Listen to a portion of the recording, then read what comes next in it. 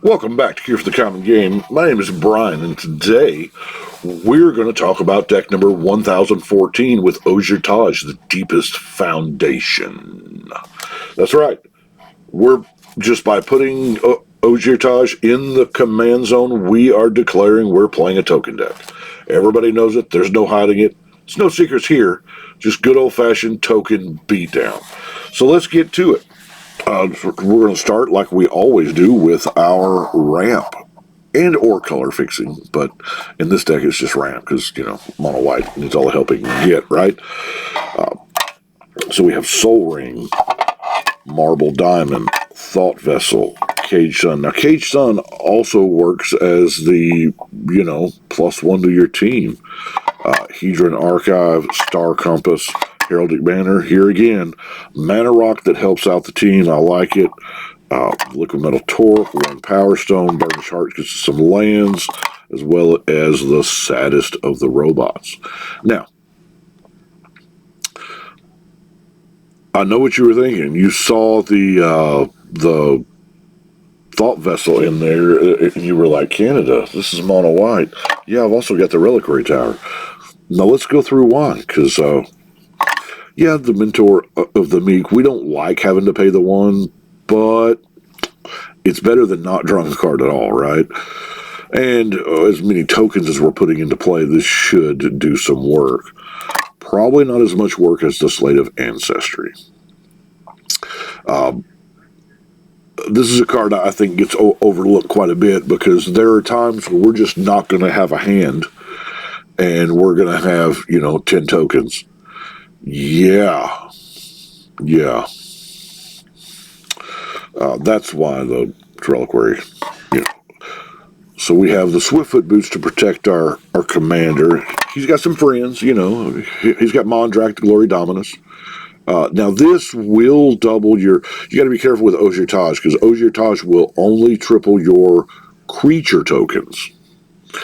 Mondrak was just all the tokens, so it works well with your Smothering Tithe, as well as your Anointed Procession. Also works well. But a good friend of mine, Dog, he has a deck similar to this, and I saw him do some crazy stuff with Helm of the Host because Helm of the Host tokens are non-legendary.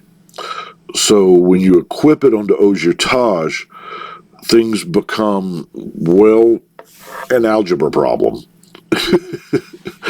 Who didn't love high school algebra, right? I passed it on the 3rd time. Yeah, it's silly. As well as Blade of Cells. Now, this is each creature, so that's, we have a lot of legendary creatures in here, but your tokens also have myriads, so that's kind of, wow. So let's get into our token makers, shall we? Emeria Angel, we've got the landfall thing. Maybe we get lucky and get the Myriad Landscape. But Visions of Glory, put some human tokens in. Now, Legion Loyalty here again, maybe this may not be the right deck for it. It's a big old 8-mana enchantment. And I'm a firm believer that if I'm going to spend 8 mana on something, it better win me the game, right? Or, get me closer. But I don't know if this is it. Maybe, maybe not. I don't know. We'll have to see how this plays. I haven't actually drawn Legion Loyalty yet with this deck. White Sun Zenith. Now, there is a lot. I'm sure you've noticed there's a lot of stuff that make humans. The Horn of Gondor. Seize them. Heck yeah. Increasing Devotion. March of the Canonized is a pretty decent one. We have the One True Elspeth, Sun's Champion. +1 to make 3 soldier tokens. Oh, excuse me? Okay. Oketra's Monument is technically a token maker, but I probably should have put this in the ramp section, just mainly because we have a lot more token makers, a lot more white spells than we do white creatures. Yeah, you get what I'm saying. Monastery Mentor, non-creature spell. We're going to be doing a lot of that, as well as the Thopter Assembly. Phyrexian Rebirth. We got a giant token stapled to our board wipe. Heck yeah. Castle Ardenvale. We're making human tokens with lands, right? Dawn of Hope. Pegasus Stampede.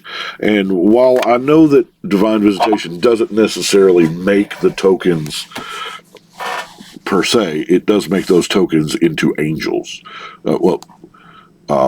Creature tokens. It's not going to transform your foods, and I'm a sucker for the big splashy. Yeah, I know I just talked about the 8 mana spell, and here I am with the 10 mana spell. Hence all that ramp you saw. And all the X spells as well. I love Stormherd. There's no denying it. It's great. Just a big old bunch of, yeah. Now, Blinding Light is not played enough. Mono white decks need this card because, yes, it is a sorcery, but tap all non-white creatures. Obviously, our creatures are not going to be affected.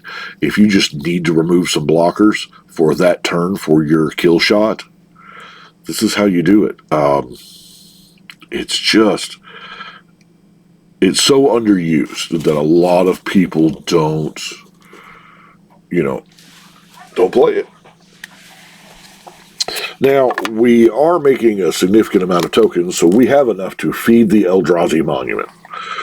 Giving them +1 and flying it indestructible is pretty sweet at the cost of, it eats a token. Sure. Mikaeus, hope you brought your big bag of dice with you. Because putting the counters, moving the counters, yeah, he does. The stuff that amplify, because there are, we all want to live in Magical Christmas Land where I have 4 million tokens. But the fact of the matter, most of the time you're looking at around 10. So from 10 to 20. So if you can make the 1/1s, 2/2s, and if they don't kill Mikaeus 3/3s, you're going to get a lot closer. Ghostly Prison and Windborne Muse are just great cards especially if you can get them down early, to dissuade people from attacking you. Late in the game, it may not matter as much, but I have noticed that we play a tap-out format, and a lot of people, I need 1 more mana to cast my commander, and they cast their commander, or they cast their big spell in their hand, and they look down, and I move to attack, and you didn't save any mana to attack me. Yeah. Now, Debt of Loyalty is kind of a different animal here. Yeah, it's wild, isn't it? This is, old Weatherlight. I try to play as many old cards as possible because I love that nobody plays around it. Anytime something dies, hey, I'm going to regenerate that and gain control of it. Technically, it never leaves the field, so there's no zone change, so you can gain control of somebody's commander. Then, of course, here, let's go ahead and jump out here to our non-basics. It's not much. It's a couple cycling lands with Drifting Meadow and Desert of the True that have a Windbrisk Heights, because why not? Before we get into the removal section, because we don't have a whole lot of creatures. What was that? 10-ish actual creatures. But we have a lot of cards, spells to make tokens. That's investments into the board, right? So we want those to be protected as well with stuff like Rootborn Defenses, Unbreakable Formation, and Make a Stand. Did not put a Tef Pro in here because, quite frankly, I just don't have those laying around, and they're game changers anyway, right? I haven't kept track of how many game changers are in this deck. Probably not many. But let's get to our removal. We have 2 kinds of removal. We have single target for the Condemn. I consider Peace and Quiet single target, even though it does destroy 2 target enchantments. Stroke of Midnight, Disenchant, Path to Exile, Sword to Plowshare. Bovine Intervention. Somebody's getting the ox. Oh, that was a generous gift. Generous gift. And then we have our board wipes for, well, no, one more. Struggle Midnight. It's a single target. But the board wipes, for lack of a better, you know what I'm talking about. It starts with the classic Wrath of God. Now, this is probably the reason why I have 3 of the Save My Creatures spells. Let's get that a little clear there, just in case anybody doesn't know what Wrath of God is, right? But yeah, there are going to be times where you don't have a big investment and you're going to need to, ideally, it's turn 4 and everybody's played all their early turn stuff, and you can, Wrath the turn before you play your commander, maybe 5, maybe whatever. I love Rout. When I build decks, Rout is a 7-mana spell. Because that's what I want to pay for it. I want to pay 7 for an instant speed Rout. It's just beautiful. It is one of those things that nobody sees coming. You play it mid-combat when the Alpha Strike is coming against you. It's beautiful. Hour of Reckoning. Now this is the the top tier. I mean, 7 mana it should be, but all non-token creatures. There's a good chance you're going to be the only one left with a sizable board presence, and you can finish out the game that way. Or sometimes you just need that life back. Fumigate. Farewell. Austere Command. And the very last card that we have, one of my favorites, perfect for the deck, Martial Coup. Because it's going to, it's going to kill Ojer and Mondrak, but I mean, it's not going to touch your Anointed. But